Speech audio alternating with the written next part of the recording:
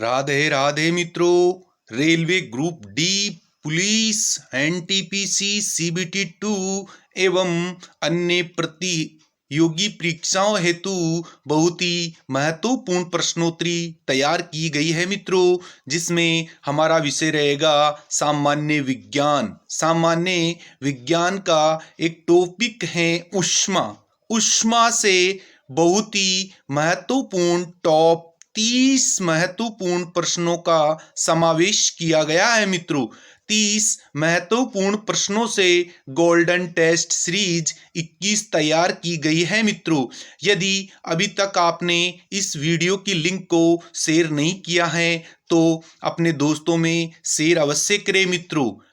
अब हम हमारी जो टेस्ट सीरीज हैं इसके पहले क्वेश्चन की ओर बढ़ते हैं मित्रों। हमारा जो पहला क्वेश्चन रहने वाला है वह रहेगा 1 नंबर मित्रों। 1 नंबर क्वेश्चन देखिए, प्राकृतिक गैस का मुख्य घटक है। तो मित्रों इसका जो सही उत्तर है वह रहेगा ऑप्शन नंबर 2 मित्रों। इसका ऑप्शन नंबर 2 करेक्ट आंसर हो जाएगा मीथेन। जो प्राकृतिक गैस है सीएनजी, उसका मुख्य घटक है मीथेन। अगले क्वेश्चन की ओर बढ़ते हैं। अगला क्वेश्चन रहेगा हमारा 2 नंबर मित्रों। 2 नंबर क्वेश्चन देखिए, निम्न में से कौन सा ऊष्मागति के रूप में सर्वाधिक स्थायी अपरूप है। तो इसका जो सही उत्तर है वह रहेगा option number 1। Option number 1 correct answer हो जाएगा मित्रों। अगले क्वेश्चन की ओर बढ़ते हैं। अगला क्वेश्चन रहेगा हमारा 3 नंबर। कौन से बहुलक प्राकृतिक रूप से पाए जाते हैं। इनमें से कौन से बहुलक हैं जो प्रकृति से प्राप्त किए जाते हैं मित्रों। तो इसका जो सही उत्तर है वह रहेगा ऑप्शन नंबर 2। ऑप्शन नंबर 2 इसका करेक्ट आंसर हो जाएगा स्टार्च एवं सेल्यूलोस। स्टार्च एवं सेल्यूलोस प्राकृतिक रूप से प्राप्त किए जाते हैं। अगले क्वेश्चन की ओर बढ़ते हैं। अगला क्वेश्चन रहेगा हमारा 4 नंबर। उत्पादक गैस निम्नलिखित का मिश्रण है जिसे वायु भंगार गैस भी कहा जाता है मित्रों। तो इसका जो मिश्रण है वह रहेगा ऑप्शन नंबर 1। ऑप्शन नंबर 1 इसका करेक्ट आंसर हो जाएगा CO+N2। CO+N2 जिसे वायु भंगार गैस भी कहा जाता है मित्रों। अगले क्वेश्चन की ओर बढ़ते हैं। अगला क्वेश्चन रहेगा हमारा 5 नंबर। 5 नंबर क्वेश्चन देखिए, शीतलकों का फ्रियोन समूह है। शीतलकों का जो फ्रियोन समूह है वह कौन सा है मित्रों। तो इसका जो सही उत्तर है वह हो जाएगा ऑप्शन नंबर 3। ऑप्शन नंबर 3 इसका करेक्ट आंसर हो जाएगा मित्रों। अज्वलनशील एवं मध्यम विषैला होता है। शीतलकों का मतलब होता है जो ठंडे करने वाले यंत्र हों। उसका जो फ्रियोन समूह है, जो फ्रियोन समूह है उसकी विशेषता क्या है, वो अज्वलनशील होते हैं और मध्यम विषैले होते हैं मित्रों। अगले क्वेश्चन की ओर बढ़ते हैं। अगला क्वेश्चन रहेगा हमारा 6 नंबर। 6 नंबर क्वेश्चन देखिए, ऊर्जा पिरामिड कैसे होते हैं मित्रों। तो इसका जो सही उत्तर है वह रहेगा ऑप्शन नंबर 3। ऑप्शन नंबर 3 सदैव खड़ी अवस्था में होते हैं। सदैव खड़ी अवस्था में होते हैं मित्रों। इस प्रकार से होते हैं, सदैव हमेशा खड़ी अवस्था में होते हैं ऊर्जा पिरामिड, इस प्रकार के। अगले क्वेश्चन की ओर बढ़ते हैं। अगला क्वेश्चन रहेगा हमारा 7 नंबर। किन गैसों के प्रदूषण से अम्ल वर्षा होती है।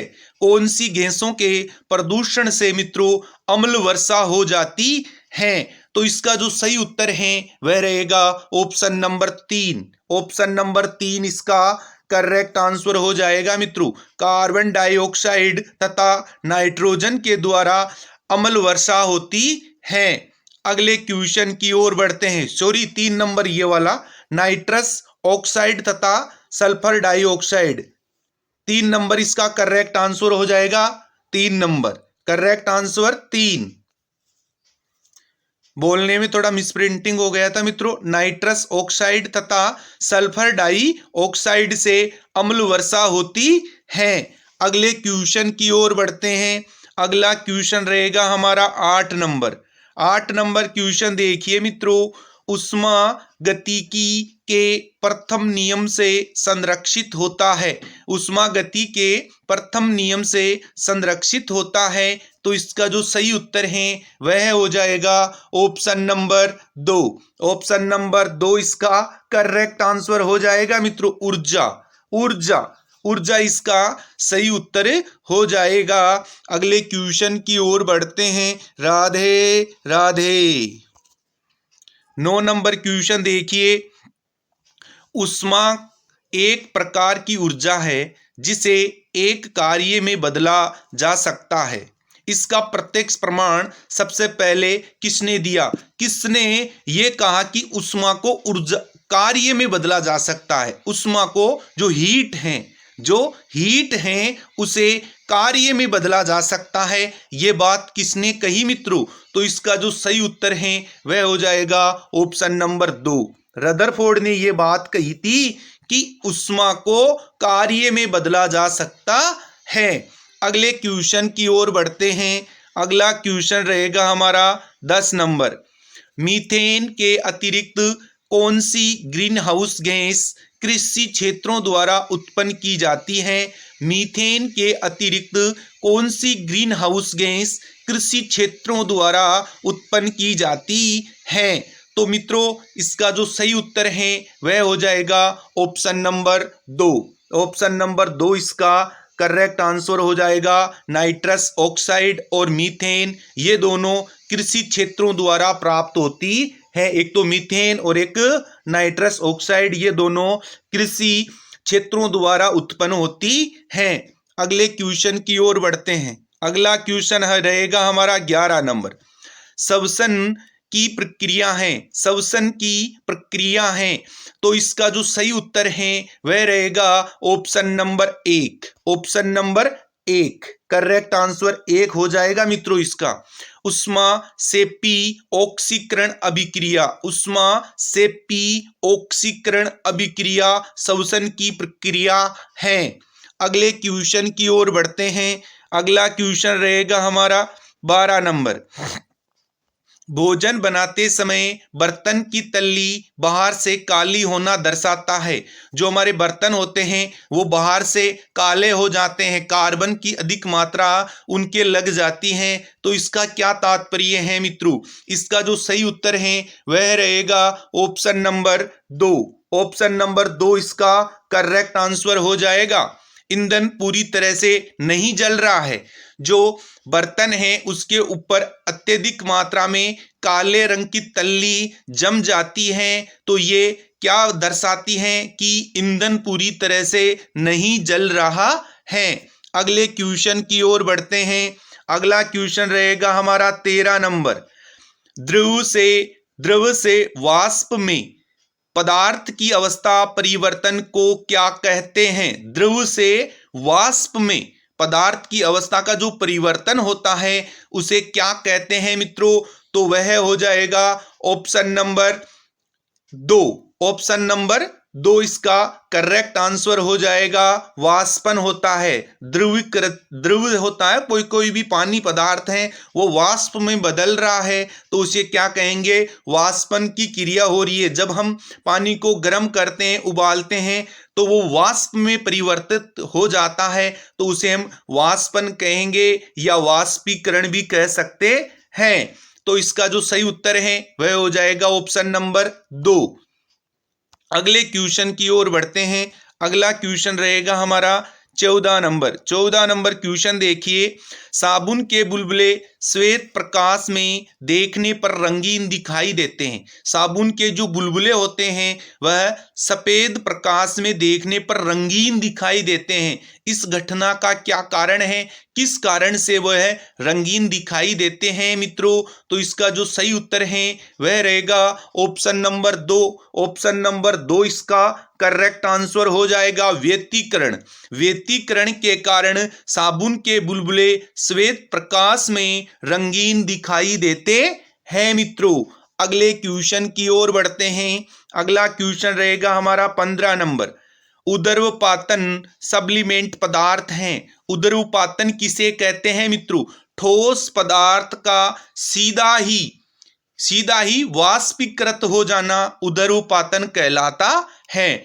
कोई भी ठोस पदार्थ है वह बिना द्रवीकृत हुए ही सीधा वायु में चला जाता है, यानी वाष्पीकृत हो जाता है, तो उसे हम उदर्वपातन कहते हैं। क्या कहते हैं? उदर्वपातन। तो उदर्वपातन इनमें से कौन कौन से पदार्थ हैं मित्रों? Kapoor, naphthalene, ammonium chloride. तो इसका जो सही उत्तर रहेगा वह रहेगा option number 4। Option number 4 correct answer हो जाएगा। यह सभी कपूर, नेफ्थलीन और अमोनियम क्लोराइड यह सभी उदर्वपातन पदार्थ हैं, यानी कि ठोस अवस्था से सीधे ही वाष्पीकृत अवस्था में बदल जाते हैं, यानी गैसीय अवस्था में बदल जाते हैं। अगले क्वेश्चन की ओर बढ़ते हैं।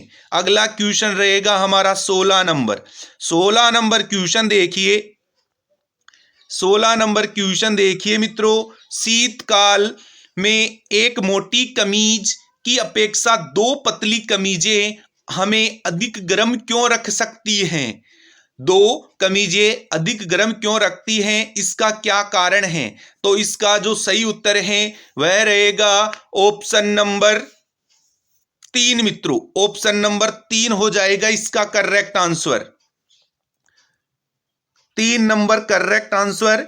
2 कमीजों के बीच वायु की परतरोधी के माध्यम के रूप में काम करती है। एक दोनों कमीजों के बीच में एक वायु की परत आ जाती है, जिससे वायु, ठंडी वायु को ना अंदर आने देती है और ना अंदर वाली कमीज की जो गर्म वायु होती है उसे बाहर जाने देती है। इसी प्रकार रात्रि काल में अगर 2 कंबल ओढ़ के कोई व्यक्ति सो रहा है तो उसे कम सर्दी लगती है, क्योंकि बीच में जो एक परत होती है वायु की, वो अंदर की जो उष्मा होती है उसे बाहर नहीं जाने देती है मित्रों। अगले क्वेश्चन की ओर बढ़ते हैं। अगला क्वेश्चन रहेगा हमारा 17 नंबर। 17 नंबर क्वेश्चन देखिए। तेज हवा वाली रात्रि में ओस नहीं बनती है, क्या कारण है इसका? तेज हवा वाली रात्रि में ओस नहीं बनने का क्या कारण है? तो इसका जो सही उत्तर है वह रहेगा ऑप्शन नंबर 1। ऑप्शन नंबर 1 इसका सही उत्तर हो जाएगा। वाष्पीकरण की दर तेज होती है। वाष्पीकरण की दर तेज होने के कारण तेज हवा वाली रात्रि में ओस नहीं बनती है। अगले क्वेश्चन की ओर बढ़ते हैं। अगला क्वेश्चन रहेगा हमारा 18 नंबर। वह ताप जिस पर बर्फ, पानी और वाष्प संतुलन में रहता है, क्या कहा जाता है उसे? ताप, बर्फ और पानी तीन और वाष्प, इन सभी का बैलेंस बना रहता है, उसे हम क्या कहते हैं मित्रों? उसे हम कहते हैं त्रिक बिंदु। क्या कहते हैं? त्रिक बिंदु। करेक्ट आंसर 4 नंबर हो जाएगा मित्रों इसका। त्रिक बिंदु, ट्रिपल पॉइंट। क्या कहते हैं? Triple point. अगले क्वेश्चन की ओर बढ़ते हैं। अगला क्वेश्चन रहेगा हमारा 19 नंबर। किसी निश्चित द्रव के लिए वाष्पन की दर निर्भर करती है। निश्चित द्रव के लिए वाष्पन की दर क्या निर्भर करती है मित्रों? इसका जो सही उत्तर है वह रहेगा ऑप्शन नंबर 4। ऑप्शन नंबर 4 इसका करेक्ट आंसर हो जाएगा। द्रव के ताप पर निर्भर रहती है, द्रव की खुली सतह के क्षेत्रफल पर निर्भर रहती है, वायु के ताप पर निर्भर रहती है। इसका जो सही उत्तर है वह हो जाएगा ऑप्शन नंबर 4। अगले क्वेश्चन की ओर बढ़ते हैं। अगला क्वेश्चन देखिए 20 नंबर। 20 नंबर क्वेश्चन देखिए। घरेलू विद्युत युक्तियों को इस प्रकार संयोजित किया जाता है जिससे क्या होता है? तो इसका जो सही उत्तर है वह रहेगा ऑप्शन नंबर 2। ऑप्शन नंबर 2 इसका करेक्ट आंसर हो जाएगा मित्रों। उनको एक समान वोल्टता प्राप्त हो, इसलिए उन युक्तियों को संयोजित किया जाता है। समान प्रकार से वोल्टता प्राप्त करने के लिए घरेलू विद्युत युक्तियों को संयोजित किया जाता है। अगले क्वेश्चन की ओर बढ़ते हैं। अगला क्वेश्चन रहेगा हमारा 21 नंबर, थर्मोस्टेट का प्रयोजन क्या है? जो रेफ्रिजरेटर इत्यादि जो यंत्र होते हैं उनमें जो थर्मोस्टेट लगा होता है उसका प्रयोजन क्या होता है, वह क्या कार्य करता है मित्रों? तो इसका जो सही उत्तर है वह रहेगा ऑप्शन नंबर 3। ऑप्शन नंबर 3 इसका करेक्ट आंसर हो जाएगा मित्रों। तापमान को स्थिर रखना, तापमान को स्थिर रखने का कार्य कौन करता है? थर्मोस्टेट। अगले क्वेश्चन की ओर बढ़ते हैं। अगला क्वेश्चन रहेगा हमारा 22 नंबर, ठोस से द्रव में पदार्थ की अवस्था परिवर्तन को क्या कहते हैं? ठोस से द्रव, ठोस से द्रवीकृत होने की क्रिया को क्या कहा जाता है? तो इसका जो सही उत्तर है वह रहेगा ऑप्शन नंबर 1, उसे क्या कहते हैं? गलन। क्या कहते हैं? गलन। और ठोस से सीधा गैस में बदलना उदरोपातन। क्या होता है? उदरोपातन। तो इसका जो सही उत्तर है वह हो जाएगा option number 1, correct answer. 23 number question देखिए, एक टेबल पंखे को बंद कमरे में चलाने पर कमरे की हवा की क्या स्थिति हो जाती है मित्रों? तो इसका जो सही उत्तर है वह रहेगा ऑप्शन नंबर 1। ऑप्शन नंबर 1 इसका करेक्ट आंसर हो जाएगा। कमरे की वायु गर्म हो जाएगी मित्रों। क्या हो जाती है? गर्म हो जाती है। राधे राधे। अगला क्वेश्चन देखिए 24 नंबर क्वेश्चन रहेगा हमारा, द्रव चालित मशीनें किस सिद्धांत से काम करती है? द्रव चालित मशीनें कौन से सिद्धांत पर कार्य करती है मित्रों? तो इसका जो सही उत्तर है वह रहेगा ऑप्शन नंबर 3। ऑप्शन नंबर 3 इसका करेक्ट आंसर हो जाएगा। जो द्रव चालित मशीनें होती हैं वह पास्कल सिद्धांत पर कार्य करती हैं। कौन से सिद्धांत पर? पास्कल सिद्धांत पर कार्य करती हैं। अगला क्वेश्चन देखिए। अगला क्वेश्चन रहेगा हमारा, हाइड्रोलिक प्रेस में किसका उपयोग होता है? इनमें से हाइड्रोलिक प्रेस है उसमें किसका उपयोग किया जाता है? तो इसका जो सही उत्तर है वह हो जाएगा ऑप्शन नंबर 1 मित्रों। ऑप्शन नंबर 1 इसका करेक्ट आंसर हो जाएगा पास्कल नियम। पास्कल नियम हाइड्रोलिक प्रेस में उपयोग किया जाता है। अगले क्वेश्चन की ओर बढ़ते हैं। अगला क्वेश्चन रहेगा हमारा 26 नंबर, धूप से बचने के लिए छाते में रंग संयोजन निम्न में से कौन सा सबसे उचित है? तो इसका जो सही उत्तर है वह रहेगा ऑप्शन नंबर 2 मित्रों। ऑप्शन नंबर 2 इसका करेक्ट आंसर हो जाएगा।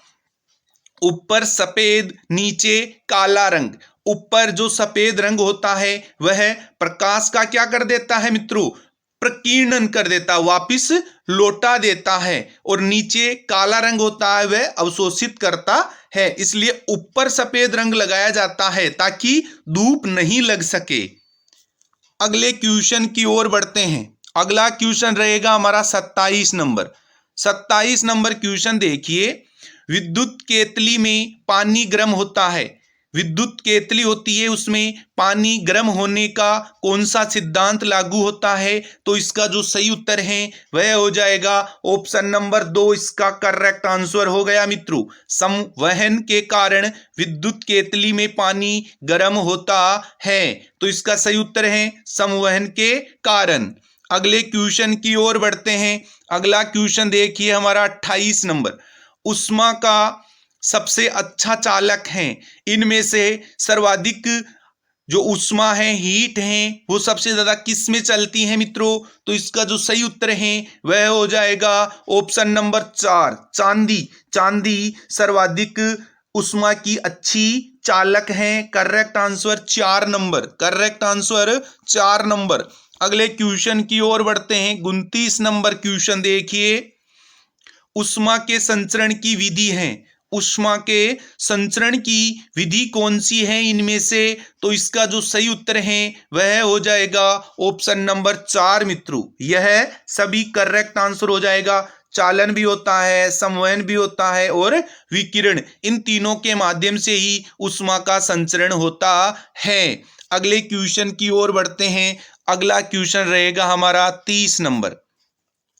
ऊनी कपड़े सूती वस्त्रों की अपेक्षा गर्म होते हैं। ऊनी कपड़े सूती वस्त्रों की अपेक्षा गर्म होते हैं क्योंकि वह इनमें से क्या करते हैं? तो इसका जो सही उत्तर है वह हो जाएगा ऑप्शन नंबर 4 मित्रों। ऑप्शन नंबर 4 इसका करेक्ट आंसर हो जाएगा। ताप के अच्छे रोधक होते हैं। ताप के अच्छे रोधक होते हैं। अगला क्वेश्चन देखिए। अगला क्वेश्चन रहेगा अंतिम क्वेश्चन और स्पेशल क्वेश्चन की ओर बढ़ते हैं मित्रों। तो ये हो जाएगा हमारा 31 number question. 31 number special question देखिए। किसी मनुष्य के शरीर का सामान्य तापक्रम होता है, इनमें से कौन सा सही रहेगा? मित्रों जो सही है वह आपको जो हमारा विनायक सफलता स्टडी यूट्यूब चैनल है इस पर जाकर आपको कमेंट्स बॉक्स में डालना है और चैनल को अधिक से अधिक शेयर करना है और आपको भी चैनल को सब्सक्राइब अवश्य करना है। बहुत बहुत धन्यवाद। राधे राधे मित्रों।